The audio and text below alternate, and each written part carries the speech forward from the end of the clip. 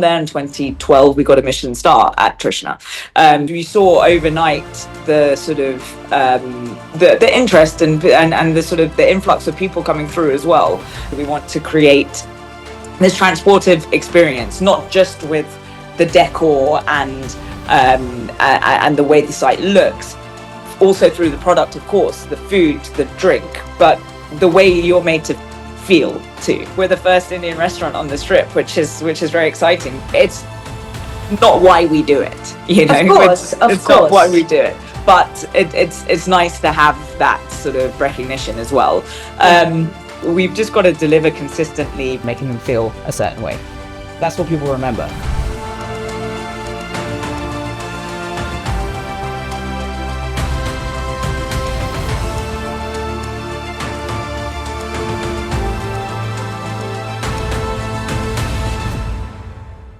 So, Sunaina, welcome to my show. I'm so thrilled to have you here from London.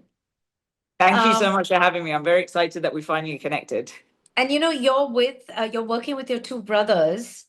But I'm just so excited to talk to you because it's always so lovely to talk to women and Indian women doing so well in the Western world. Thank you. Yes, it's been a bit of a journey, but a very exciting one. And I love that you guys are doing this with food.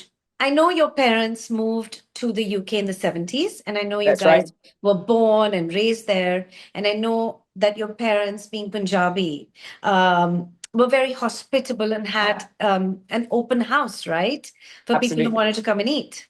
Yes, that's right. I mean, you know, we've very much grown up with not just the dining out, but the sort of hosting and entertaining part in throughout our childhood. And like you said, you know, my parents were always entertaining. Yes, they moved to London, my dad in the early 70s, my mum in the late 70s once they got married, and the three of us were all born here in London. And it's, you know, the open house with a lot of the friends that they'd made from when they were here, people that they made, friends that who'd moved over from India as well. And it was really, you know, we used to really enjoy it when they were hosting, and naturally we sort of found our roles in that sort of dinner party environment where Jyotin, the eldest of the three of us, he would, you know, naturally be sort of doing the schmoozing and the talking and the chatting with the aunts and uncles. Karam naturally sort of gravitated towards the kitchen. My mum was cooking single-handedly for sort of 60, 70 people sometimes.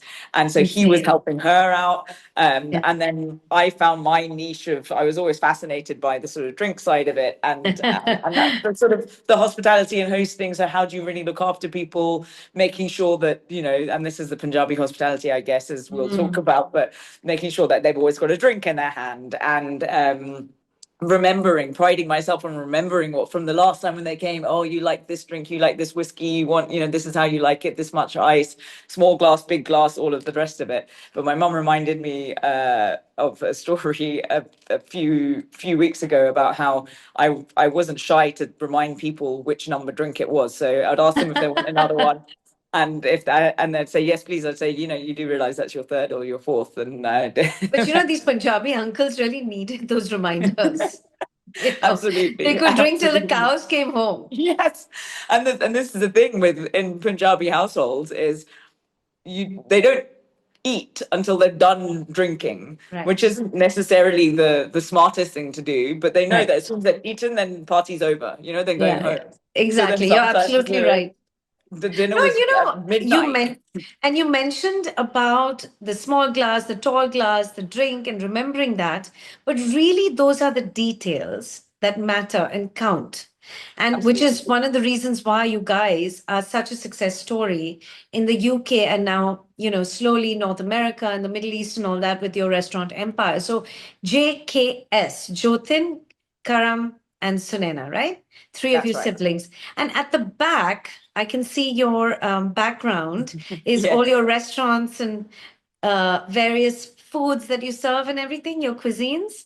That's right. Yes. Yeah. So there's a little bit of a wall of our Hall of Fame with some of the partners that we have. So the Indian restaurants, which we create and execute, operate ourselves completely. And Yes. then we have a number of sort of non-Indian Yes. restaurants, so Persian, Thai, Spanish, Yes.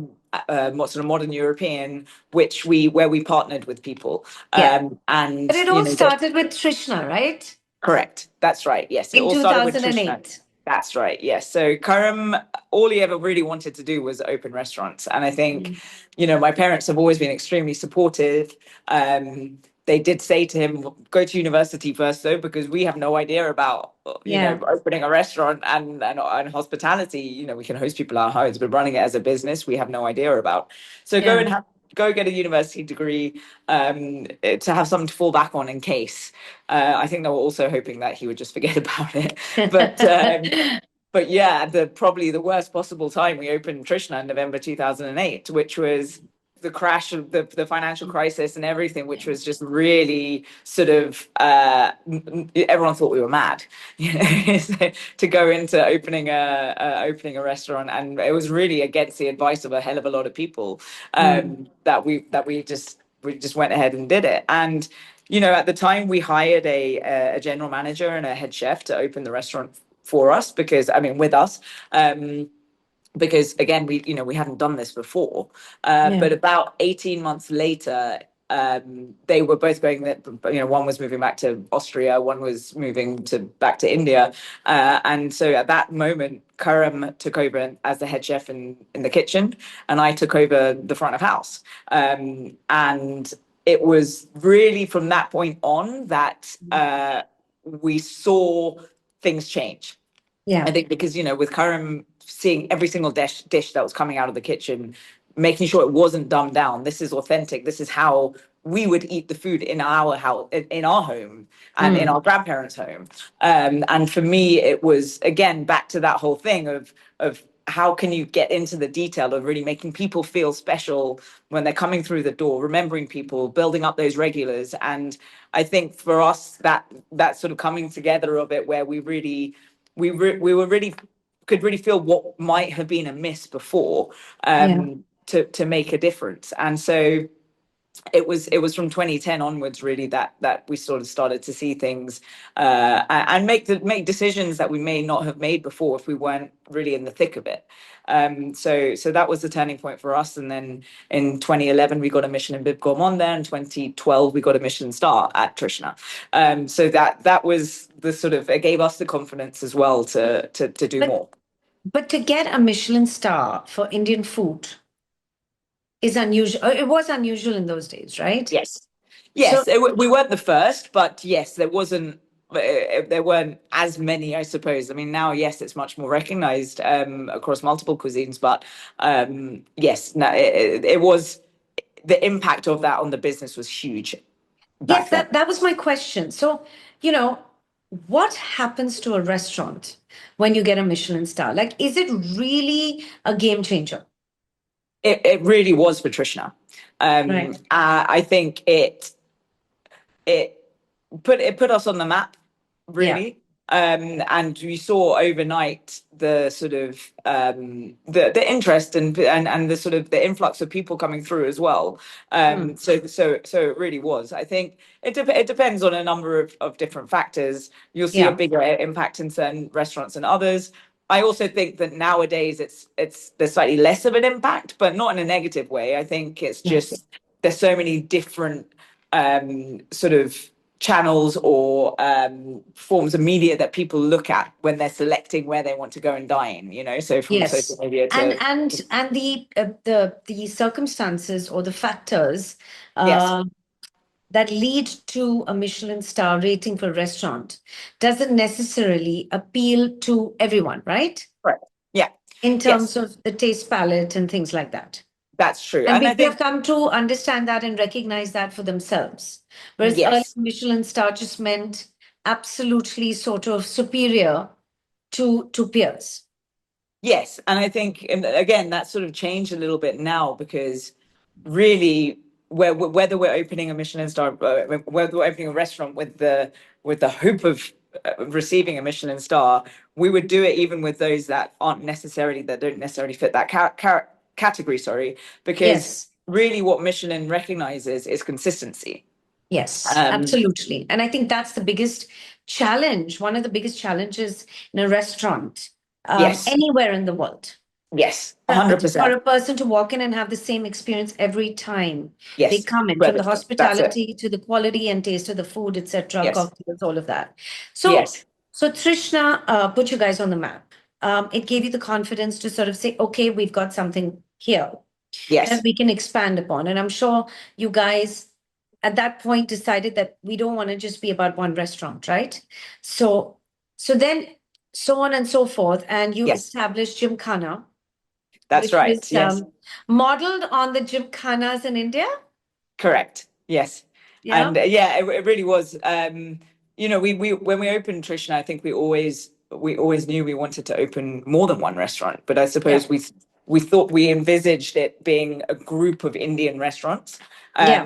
But I suppose the way in which the partnerships presented themselves to us, or we found them, meant that it's become this sort of quite diverse group of across different cuisines. Yes. Um, but yes, our Gymkhana really became our flagship because upon opening, it was met with quite rave reviews, and within the first year, it was voted the best restaurant in the UK. It again received its Michelin star within the first year, so it Mm. was though it received a lot of accolades. So where Trishna was the sort of gave us the confidence to do more, Gymkhana I think really brought a bit of attention to us, as it was the third restaurant we opened. We'd also opened Bubble Dogs and Kitchen Table just before Gymkhana, a year before. So that was when the attention sort of coming as like, okay, Mm. who are these guys, and where have they come from, sort of Who are thing. these Sethis? Correct. Yeah. Correct. Yes. And then you have a diverse portfolio. So you've Yes. got your Trishna, you've got your Gymkhana, you've got your members only ambassador. It's a members only format. No, not members only. No, Okay. it's a restaurant as the others, but it's downstairs. We once a month now we have a night called Embassy, which is a music night.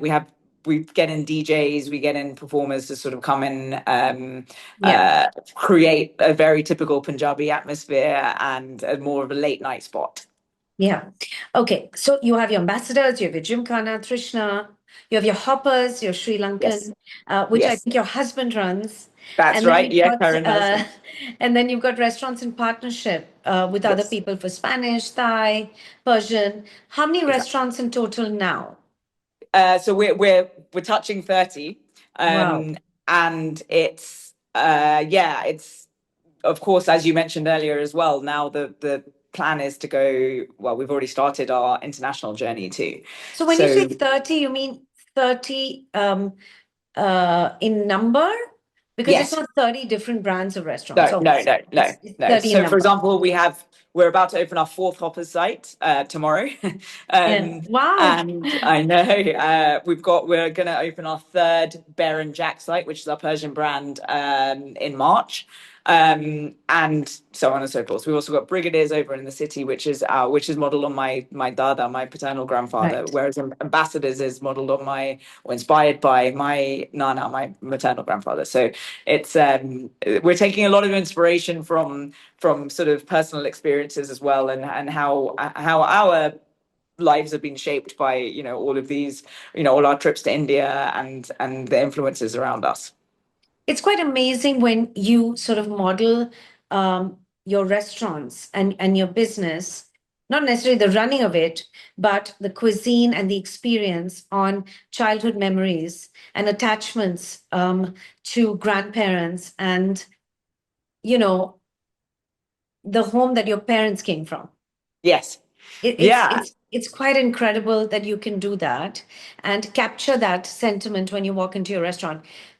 What so you when someone walks into one of your restaurants, what is the experience that they will get? What is the brief?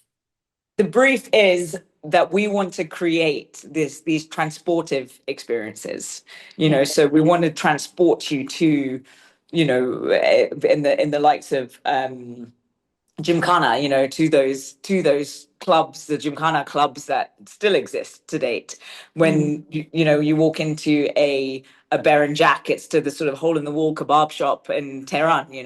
When you walk into Speedboat, one of our Thai restaurants, it's taking you to downtown Chinatown in Bangkok. So we really want to create, with everything that we do, we want to create this transportive experience, not just with the decor and the way the site looks, also through the product, of course, the food, the drink, but the way you're made to feel too. And it's hopefully we can transport you, for those who have experienced it themselves as well, spark some nostalgia, so Yeah. to really, for people who are from or have experienced the Gymkhana clubs, for example, hopefully that you get that same feeling that you get when you are in one of those, in one, in the equivalent, or where we've got our inspiration from. And when we first started with Trishna, I think what we knew was food, right? And what we or at least what we felt like we knew was food, and all of our attention was put on making sure that food was consistently 10 out of 10.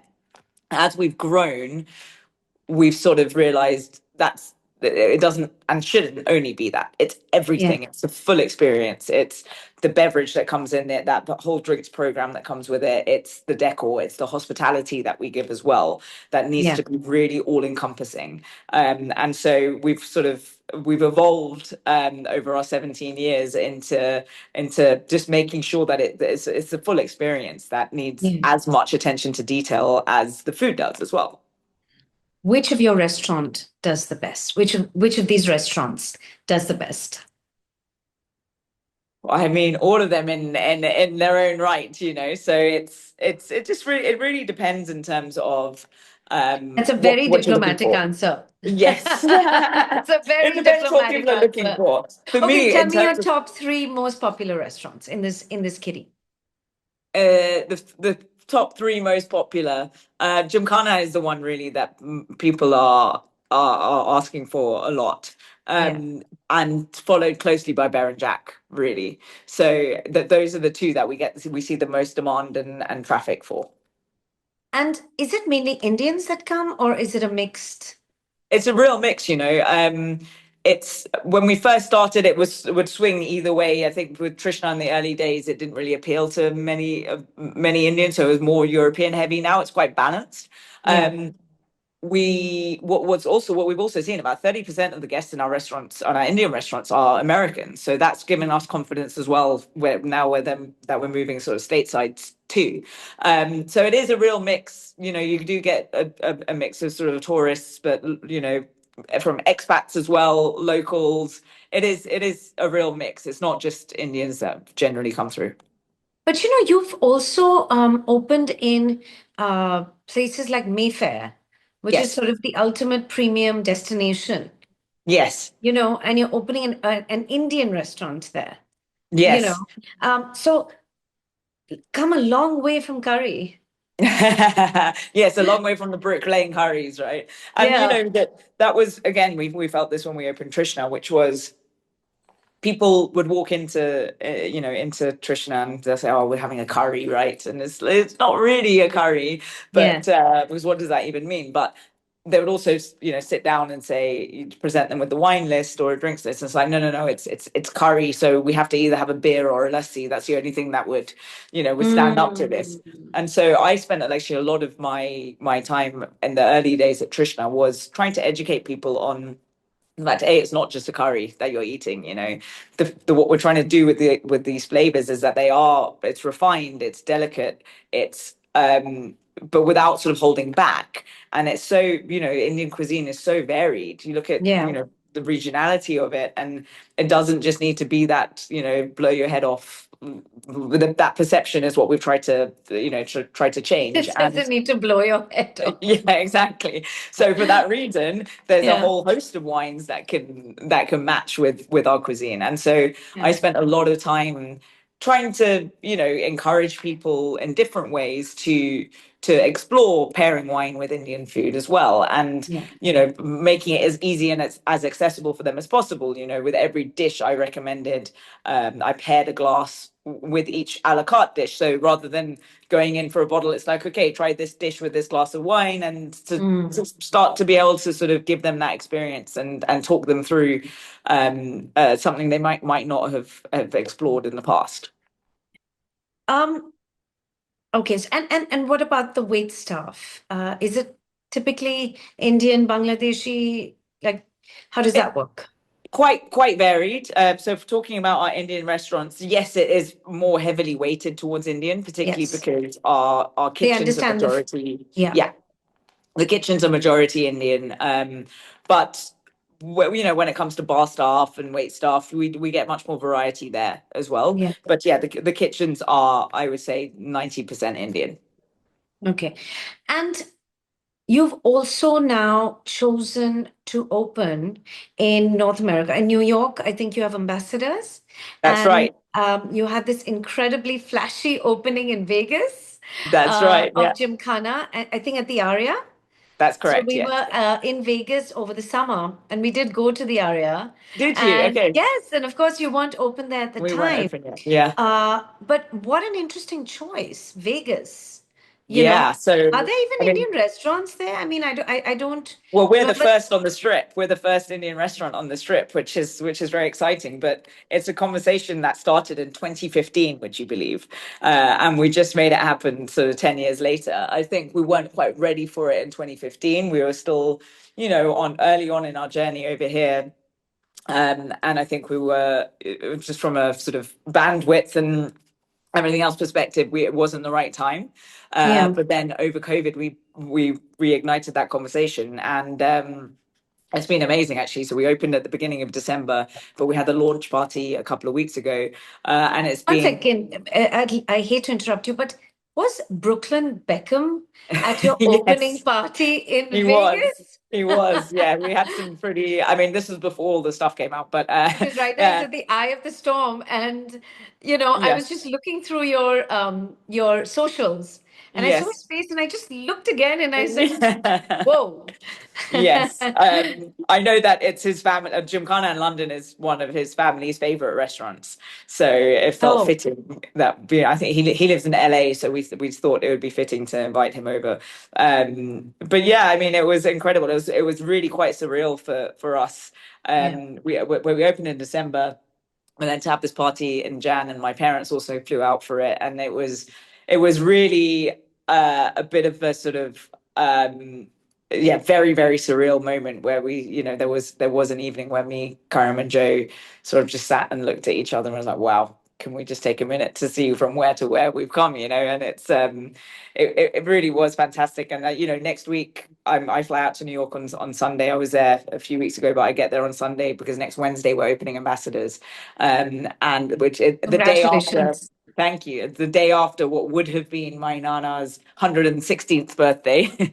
But I think that's also going to be it'll be our first owned and operated site internationally. So that's really another big, big milestone for us. So But yeah, tell it's me, it's do exciting. you this diversification into highly competitive markets, I might add, like New York, I guess Vegas to some extent, Middle East, places Yeah. like Dubai, is the strategy to basically diversify away from the risk of just being in the UK, or is it to create a household brand globally, or is it both?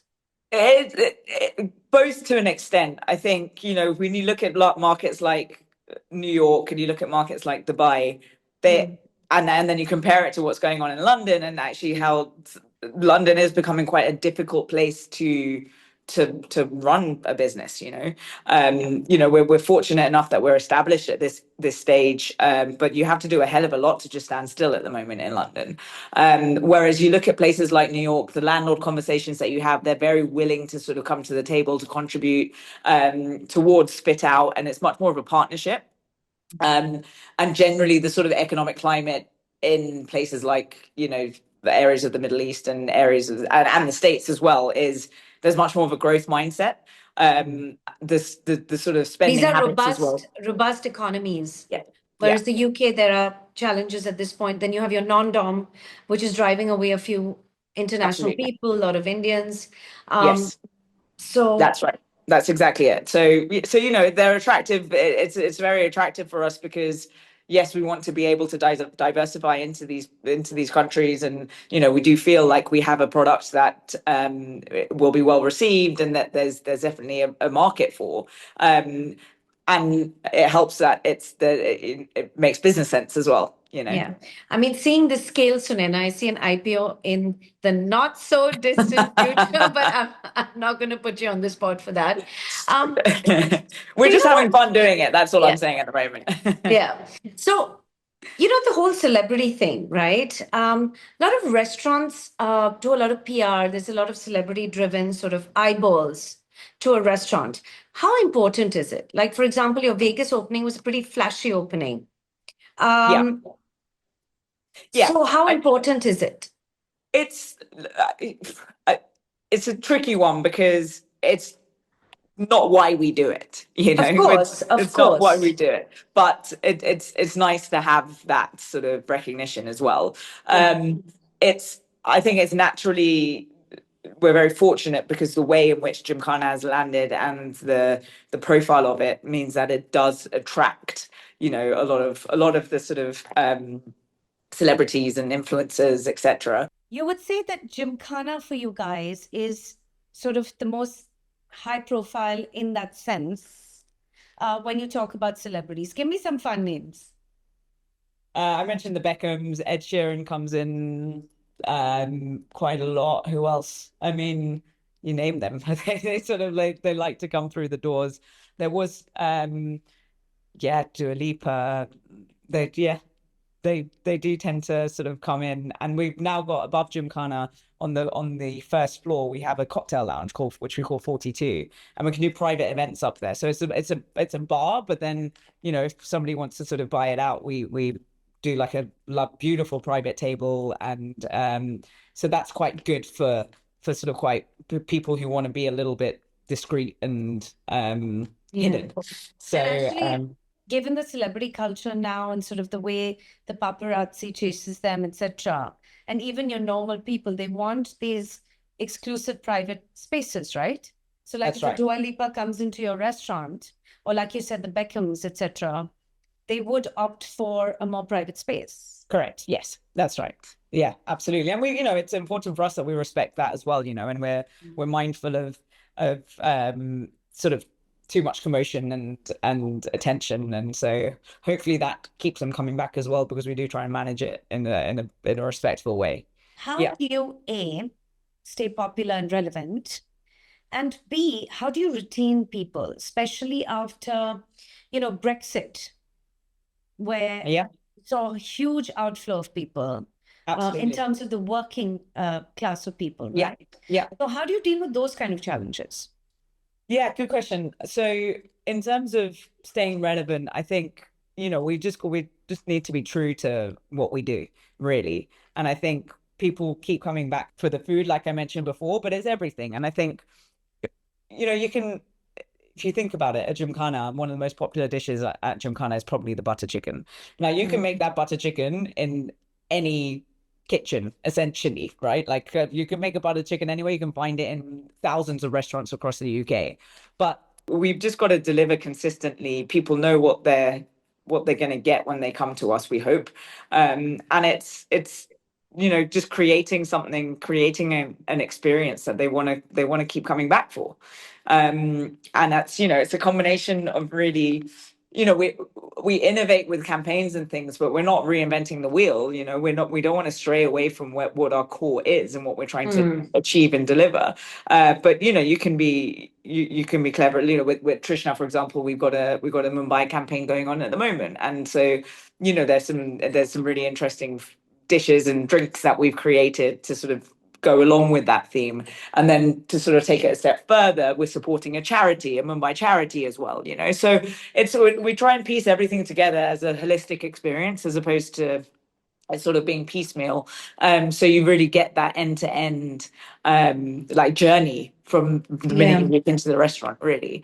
And it's about, yes, building that loyal database and having those regulars to keep returning, but also appealing to people who haven't tried us before. So what is it that's going to catch their eye to get them to want to come and dine with us for the first time? And then, yeah, the second part of your question around staff, and this is something that's very close to me, and I spend a lot of my time on, which is, you know, it we need to really look after the people who look after the guests that come through the door, and we can't Yeah. expect them to deliver the experience and represent the company if we're not treating them right. And the only way for that to flow through is to make sure that they feel looked after, respected, cared for. And so we try our best to make sure that the packages that we offer them, the benefits that we offer them, but not only that, the opportunities that we offer them are in line with with what's suitable and what they want to do, and giving them the right training opportunities, giving them the potential of not only growing within one of the restaurants, but if they want to try their hand in another area of the restaurant, from the bar to wine or even the kitchen, for example, giving them that opportunity. But we're also in a fortunate enough position that if maybe there isn't the growth, or it's not the right site for them, that we could move them to another one. So it's really trying to retain people within our ecosystem, and looking a lot at that internal progression and internal movement, because it is, like I said, it is something that's very, very close to me, and we're nothing without the people who do this with us every day. Absolutely. And And you're chief people's officer. You that's right. manage over 1,000 people now, Correct. Yes. but you're also a co-founder, Yes. but you're still close to the people. So there's Yes. no real distance between, you know, you Yeah. and people. So that can get tricky, right? It can, absolutely. And it is, and I'm not going to lie, you do sometimes feel conflicted, Mm. because, but if I'm honest, I wouldn't want it any other way, because I think, as a co-founder, like you said, it's, I can stand shoulder to shoulder with my brothers and say, it is so important that this is where a lot of our investment needs to be, Yeah. because without them, we're nothing. Yeah. And so I think having a strong enough voice shouting that corner is really important, to make sure that it is, at the top of our agenda, really. Yeah. Um, you have so many Indian restaurants. Okay. How do you differentiate on the food in all of them? Like, what's different? Mhm. Yeah, it's each one of them has a very strong concept and theme behind it. So Yeah. Trishna, yes, we the focus is coastal cuisine. Mm. Southwest coast of India. So you'll see a lot more of the sort of seafood influence, and sort of slightly more on the delicate spicing side, more of the coconut, the curry leaves. That's what we see coming through. Gymkhana is it is much more pan-Indian. We do see that it's, you have influences from everywhere, but more of that sort of club food, sort of the Mm. what you will find. So from your grills, your tandoori, your sigri, and all the way through to your biryanis and curries, etc. Yeah. Um, Brigadiers is inspired, like I mentioned, by my dada, who was in, he was in the army. So that's, again, very convivial. There's sports showing. There's Mm. more of a sort of the drinking, and the drinking with your grilled meats and things, which Almost like an Indian pub. correct. Yes, Yeah. exactly, exactly. So that really, there's a lot more focus. Yes, it is a lot more sort of, I wouldn't say meat heavy. Of course, there's plenty of options for not for veg as well, but it's really that sort of that drinking and that meat kind of sport playing, that culture that comes through there. So and then finally, ambassadors is very much driven by Punjabi cuisine. So everything is Mm. quite maximalist, and everything is very, generous, and taking inspiration from really undivided Punjab, from the history of it. And it's you can see, if you were to line them up, there's a clear sort of difference in terms of what what the concepts are. And of course, you have hoppers as well for Sri Lankan, which Yes. is very popular as well, which your husband is running. I think Mhm. the jump in awareness about food and travel has gone up in a very big way post-COVID. Mhm. Mhm. Now, how do you adapt to that? How do you cope with that? Like you said, a small thing like, creating a Mumbai theme in one of your restaurants. I mean, Yeah. it's constant innovation and constant engagement, right? Uh-huh. Uh-huh. Yeah, and you're right in the fact that post COVID especially, but people are traveling so much. The world's getting smaller, isn't it? Yeah, And I think that's great for us because people traveling to Sri Lanka, to India, so much more, and it, the cuisine's becoming more familiar too. yeah, So having people come in with already a sort of base knowledge, but also already a sort of an understanding of the food, and so a desire to learn more, maybe. So I think that's really where we can sort of thrive in providing those experiences. And again, it then feeds into being able to spark that nostalgia for them.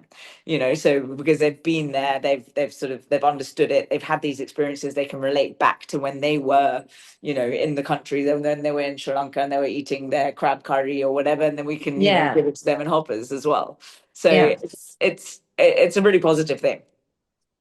In the UK, Sunaina, the way Indians started off, Mm. okay, and they, there were the corner shops or the curry houses, all of that, and then slowly but surely, Indians started prospering more and more and becoming amongst the most affording class of people there. And I think Mhm. they are at the moment now as well, one of the luxury spenders, one of the bigger luxury Mhm. spenders, the Indians in the UK, in London.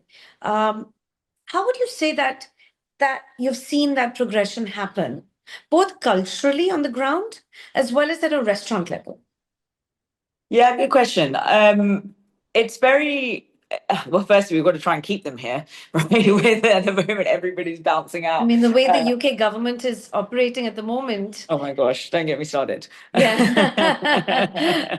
Yeah. um, yeah, it's look, it's I genuinely feel that and I'm sure you'll agree with me that Indians are the most sort of entrepreneurial of Yeah. races, and it's fantastic to see, and I think you're right in that.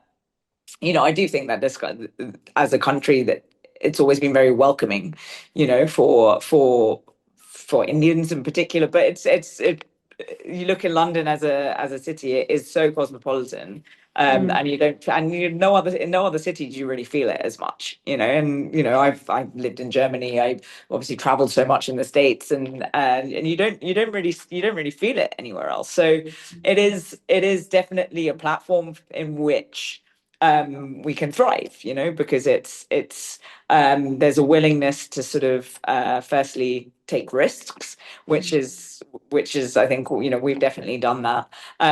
But there's also there's an appetite there as well, which feeds into it too. So I think it's definitely uh,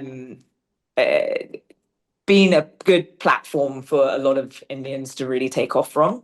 Hopefully, it remains that way, or we'll keep attracting people back. I don't know, but culturally, it again, you almost everybody in the UK has some sort of connection or has traveled to and has an understanding of India because it's so. Yeah. Uh, it really does feel a lot of like it's very much embedded into the culture, and so it's great to sort of to have that. And also in terms of status and sort of respect, and in terms of the upper segment of echelon of society, if you will. Yeah, Indians are right there in the UK, yeah. in London in particular. Mhm, mhm. But Sunaina, there is an anti-Indian sentiment in a lot of countries because of jobs and economies are unstable in a lot of countries. Yeah, And do you feel that in the UK at all? I don't. I don't. Maybe I'm a little bit naive in it as well, but we've not experienced it ourselves. Okay. I'm sure there are certain sectors or areas where people do feel it. But you know, if I'm honest, from my parents, and perhaps we're privileged, you know, in that. Yes. But from when my parents moved over, when my dad, you know, he his story is that he came over from Delhi, this typical £50 in my pocket, went and stayed with a friend in a bedsit, and then blew all his money at the races or something like that, and then thought, okay, right, I better try and get a job now. And so Yeah. he got a job and got qualified as an accountant with a small accounting firm, which was a brother and sister owned tiny accounting firm, and today that's his accounting firm. You know, so Yeah. it's that sort of, you know, that wouldn't have happened if there were any barriers, you know what I mean, that if he faced. And I'm absolutely not saying that nobody faces them in this country. I'm sure it definitely exists, but I think Mm. we've just been fortunate, and you know, we're very, very fortunate in that we've not experienced them. And I think, and I can speak for my parents as well, that it's, you know, yeah, of course, it's at certain times it's maybe felt a little bit harder. At my school, for example, I was one of the few Indians in my school, Yeah. whereas my brother's school, you know, it was 60% were Indians. So it's Mm. really, it does swing in roundabouts. Why did you take on partners in the restaurant business, Sunaina? I mean, Yeah. why do you guys not stick with the model of just running your own restaurants? If we wanted to diversify in the way that we have, we Mm. we would not do things that where we don't feel like we're very good at. As an example, I can probably put that in a Do you slightly feel better way. connected to the Indian sort of cuisine, and Yes, and you feel like it's very organic for you to? absolutely. And we can Yeah. speak to it, you know, authentically. It wouldn't be the same if we'd done that with Thai food or Spanish food, you know, because it would be a little inauthentic, if I'm honest. So instead, we partner with people who have that same passion for that cuisine that we do for Indian cuisine, and it's, you know, because we want to be the best in class for all of these, for Spanish food, for Persian food, for, you know, and so for us, the way in which to do that, it would be by partnering with those people. And So also, when you you say know, you're they running sorry. 30 restaurants, sorry. So when you Yes, say there are 30 restaurants now, that yeah, includes the ones in partnership? yes, correct, yeah, And this is only in the UK. yeah, Okay, yeah, sorry, that's right. I interrupted you. No, no, Please. no, that's no, that's all good. So we, you know, to your point as well, it'd be very difficult to have 30 restaurants owned and operated by us that we were, you know, fully responsible for. I'm not saying that we're not responsible for the others, but we have people who have a vested interest in, it's their concept which we're supporting with, to operate those restaurants on a day-to-day basis. And so it gives us the comfort, you know, to be able to, yes, my day-to-day current day, but our day-to-day is very much focused on the Indian restaurants with the support of the others. But you know, our bread and butter is what we do with our Indian restaurants. You, the average consumer now, Mhm. uh, a patron of fairly upmarket restaurants such as yours. I mean, if I can ask, what is the average cost of a butter chicken in Gymkhana? So butter chicken at Gymkhana is it's £35. That's quite a price. Quite a 35 price, yeah. pounds for butter chicken? Yeah, but you're getting everything with it, right? Yes. You're getting the atmosphere, you're getting the two Michelin star experience. So Absolutely. So that's the whole point. a number of times the restaurants you go back to are the ones that have made you feel in a certain way. You Yeah. might not always remember, you know, the food can be the same in two restaurants, but you might not remember it at one of them because something was amiss. Maybe the service wasn't quite right or the ambience wasn't quite right. But you can have exactly the same food done in by ticking all the other boxes. You're much more likely to remember that meal and what you ate. So I Yeah. think it is very much it's very much the holistic journey that you're giving the guests who are coming into the restaurant, Yeah. giving them something to remember, and yeah, like I said, making them feel a certain way. That's what people remember. What is the grand plan for the next couple of years? Yeah, the grand plan next about couple of years is actually a lot of international focus now. So we're building a team, sort of a global team as well. So we've got our CEO based in LA at the moment. He is supporting us with the growth, not only in the US, sort of globally as well, but obviously, the fact that he's based over there, there is a lot of emphasis and focus on looking at what's next within the US. And the Middle East as well. We are exploring a number of opportunities over there too, for taking not only our Indian brands, we're exploring with our other brands as well, but we want to create a global restaurant business, and we want to be present and have a presence in a lot of these markets. But you must be so thankful that you have this credibility and this portfolio of restaurants at a time when things have gotten so difficult in the UK now, that while it's not easy to expand in other markets, Yeah. you really do have the financial muscle, the experience, the know-how, and the ability to attract the best talent now, given your scale, Yeah. to diversify at this time. Because if you don't, and you kind of stick with the UK as your major market, I mean, you could see a dip in the next couple of years, right? Like, let's be realistic. Yeah, we could, but I think we're very mindful of that. And so are just trying to be very proactive about the way we approach it. Making sure that we are thinking 2 years ahead, really, not just in the next few months. And, yes, the budget concerns and things that have sort of come our way. We do a lot with the sort of body, which is UK Hospitality, to try and lobby the government to try and, and that we have seen some movement, which is very, very positive. A lot more needs to be done, but I think we're in a position where, yes, we've been established for a long time now, and it helps our position with the understanding of what we need to do, but B, to have the sort of foresight to react quickly enough, so that we don't end up in a position in a couple of years where we're questioning, what went wrong. Yeah, So absolutely.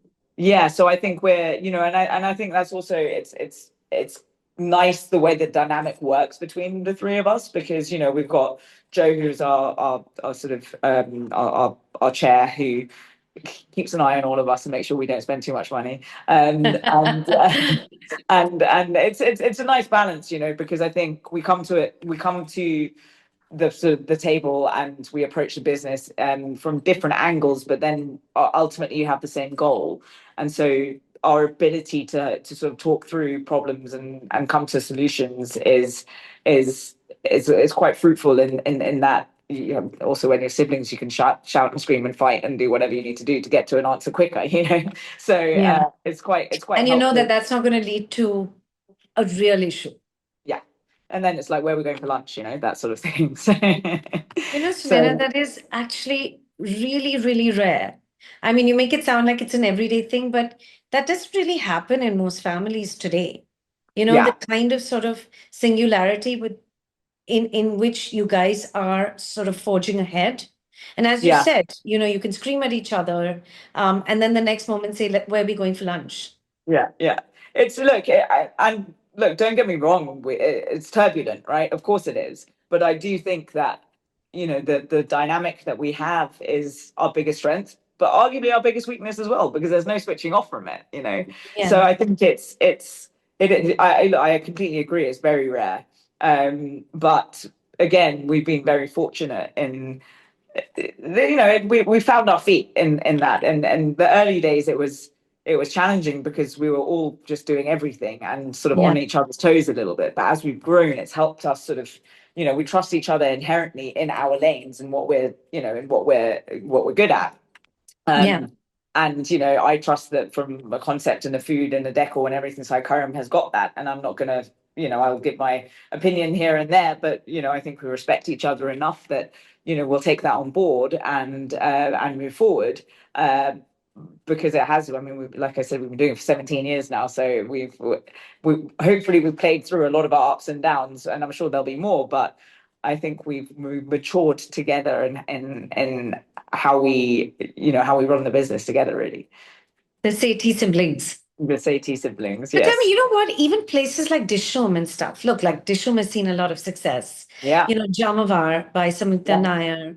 Um, I mean, it's incredible how all of you guys have just created such a dynamic Indian industry in Yeah. the UK. Why Yeah. do you think that is? And why do you think all of you are doing so well? Good question. I think, the Disham guys are incredible. I have got so much respect for them as well. They've been very clever in how they've sort of built that brand, and it's so nice to see their successes as well. And I think, we don't see it as competition, because it's like we're all in this together. We're all paving the way. You stand on each other's shoulders and you bring each other up, and I think it's really positive, and that's how we're kind of approaching it in the US as well. Where it is a slightly less, the Indian food scene is slightly less mature, but 100% there's some people doing amazing things. And we're not going over there to sort of say we're going to show you how it's done. It's very much, okay, let's approach this together, because the more of us shouting about it and telling these stories and educating people on it, the better for all of us, bringing that awareness. So I think it is very much, you support each other in that, you're all telling a different version of the same story, really. And I think it's really nice to see that the more spotlight there is on Indian food, the more awareness there is. And I think it can only help, and help all of us out, really. Sunaina, last question that Okay. we'll sign off with. What is your favorite dish? My favorite dish. Oh my God, so what's my favorite? Which is my favorite I mean, I child? can ask you which one is your favorite restaurant out of all your children. Yes, I know you also yeah. are a mother as well, Yes, separately. yes. So I can't So, imagine how insane your life is, given oh how my much you gosh. have to travel with all the new launches. And Yeah, I the don't know how last you couple of manage months. it. I mean, full respect. Thank Um, you. but I spend a lot of the time. I'm so mindful of not leaving my kids for too long that I end up doing multiple trips, because I don't want to be away ever for too long, yeah, which is fine though, to be honest. yeah. But I also want them to show them I'm doing cool stuff. I want them to sort of to see what I'm doing, and to be able to sort of show them, particularly being a woman as well, that it's not just this is what we're doing, and I'm very much a part of it, and that sort of thing. So that's important to me. Favorite restaurant? It's controversial, but Is it Hoppers, given your husband runs it? You're allowed to say that's your favorite. yeah, yeah. Look, look. Trishna for me is and I think for all of us, will always hold a really, really special place in our hearts, because it's where we started. It's where we made all our mistakes. It's where we there was basically, for the best part of 4 years, Karam and I were there 7 days a week, 100 hours a week. We were there living it, breathing it, making it work, just figuring out what we were doing. And so it's got very much got our blood, sweat, and tears in it. The team there at the moment are incredible. All of our teams are amazing, but the way the hospitality that you feel when you walk into Trishna, for me, is so, so special. It's where I met my husband. He was brought there by a friend of mine, Oh, mutual wow. friend, and we had our registry wedding there. So, like, a lot of these things which just bring it together. But like you said, Hoppers, we're opening the fourth one, like I said, tomorrow. And the first one we opened 10 years ago, Karan, my husband, and I, and my brother Karan, the three of us, we did it together, Yeah. and so that for Karan and I was our first baby, really. Mm. So they're all very, very special to us. I think the ones that you tend to sort of spend a lot more time in, that you feel you feel that connection with, are the ones that you naturally sort of gravitate towards. But we're very fortunate that we've managed to open restaurants that we want to eat in every day. So Yeah, that really is lucky, and for free.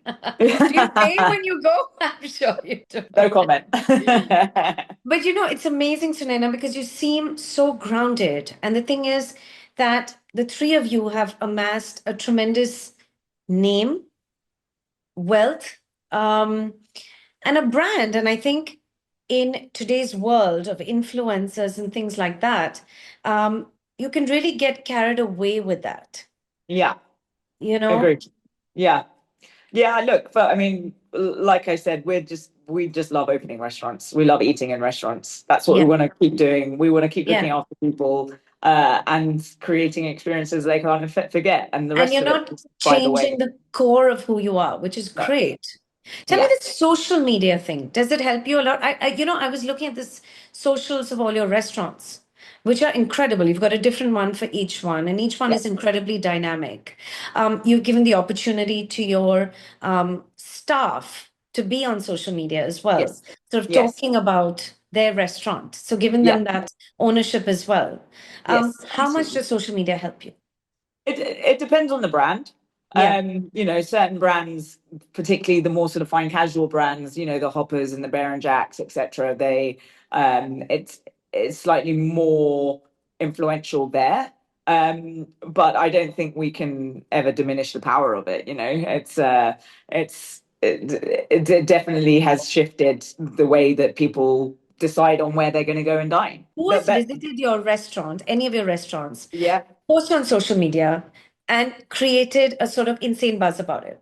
Yeah, it does happen. There are a few of these influencers out there. There's someone called Eating with Todd. He came into Brigadier's and was eating our butter chicken wings, and it just the next day it just went through the roof because everybody, Mm. and my God, the sales of those butter chicken wings were just went through the roof. So Yeah. it's very much it does have an impact. It has a huge impact. And AI, are you using AI for Yes, we're data exploring or? it. We're exploring it with various things. We're still pretty early on in our AI journey. You know, a lot of our sort of tech platforms that we have are introducing it. You know, there are various things in which we uh, are exploring, you know, for the basic things, obviously with like meetings and stuff, of course, but there are different aspects. I'm exploring some things from a people side, so really analyzing from a staff perspective, you know, where we're getting candidates who stay with us for longer, where we're getting candidates from not only the source, but you know, is there any correlation with people leaving and how many hours they work, and how many sort of where they live, how far from the restaurant they live, and all of these things to try and really make sure that we can retain people, you know, and that we're not losing people. Okay, so Nana, lastly, if you Yes. were to describe a word or a sentence or a pillar on which JKS Restaurant stands, what would you say? One. Okay, you can give me two. Um, Ambition is going to be one, and passion is going to be the other. Okay, Sunaina, this was so great. It's so Really, lovely to chat to you. I learned so much. Thank you. Thank you so much, Devnag. And I'm sorry it took so long, but I hope to see you in person in June. Absolutely. Thank you. Great.